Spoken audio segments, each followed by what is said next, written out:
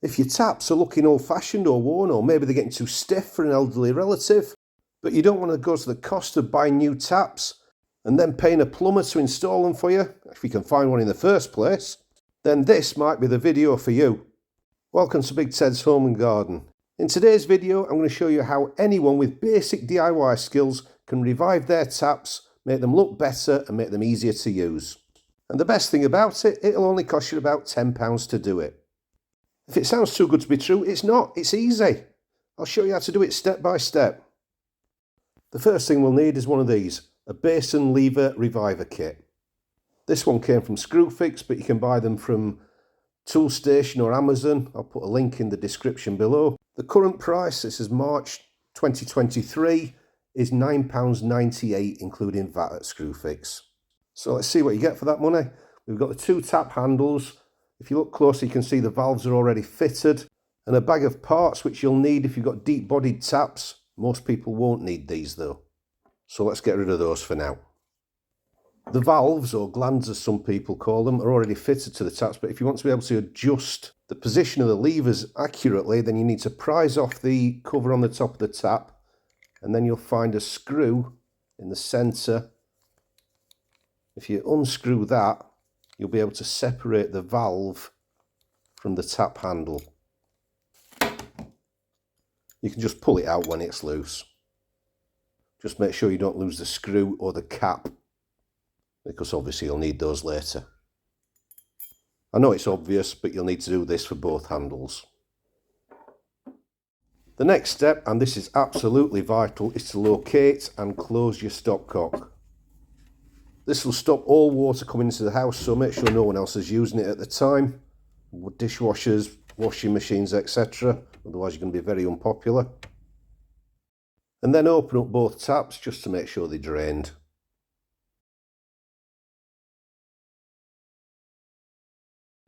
You'll then need to remove the cap on the top of the handle, and this will reveal the screw which holds the handle to the valve. Most of these caps are push fit, so you can just prise them off. I'm using a screwdriver here, but sometimes they're threaded, so you might have to unscrew them rather than prising them off like I'm doing here. That central screw connects the handle to the valve underneath, so use a Phillips screwdriver to unscrew it.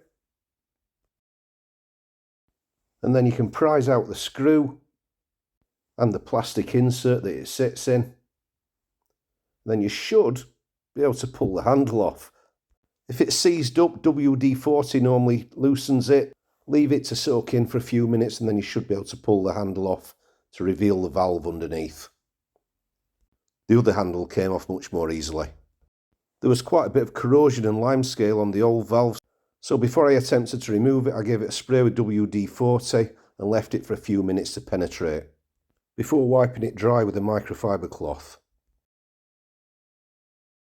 Make sure you hold the tap firmly in position with one hand, and then use a spanner to unscrew the valve from the body of the tap.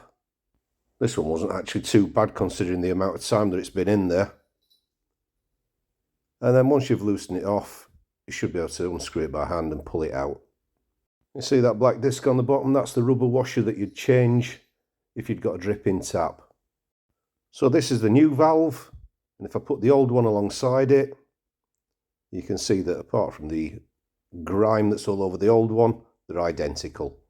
So to fit the new valve, we just have to reverse the process. So screw it in first by hand,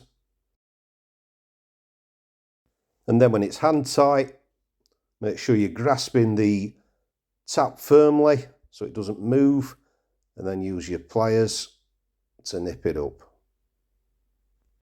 Make sure that it's nice and tight because you don't want it to leak. There's nothing moving there, I'm happy with that. You're now ready to push the handles down onto the valve and screw them into position. You'll see in a minute that I actually changed the position of the levers. It's simple enough to do. You simply lift the handle off and then push it back down onto the valve with the lever in the correct position.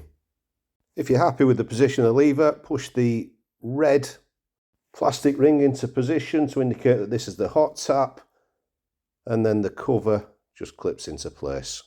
And here you can see the full range of movement. We've got closed and then fully open. So you see it's about a quarter turn. If you want to check which is which, you can turn the water back on. Just make sure you haven't taken the other tap off before you do it. You can see here that I've actually changed the position of the lever, so when it's off it's out of the way, and when it's on it's in line with the spout. Isolate the water at the stopcock again and follow the same procedure with the cold tap. Remove the handle, hold the tap body firmly in place, and then unscrew the valve using a spanner.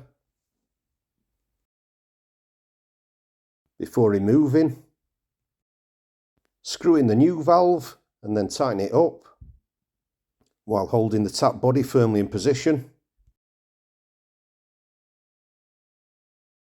Push on the handle and screw into position to hold it to the valve. And finally push into place the identification disc and the cap. If you're happy with the position of the levers, you can turn the water back on and test that everything's working okay. And that's it, you've got new handles, new valves, all for less than a tenner. I told you it was easy, didn't I?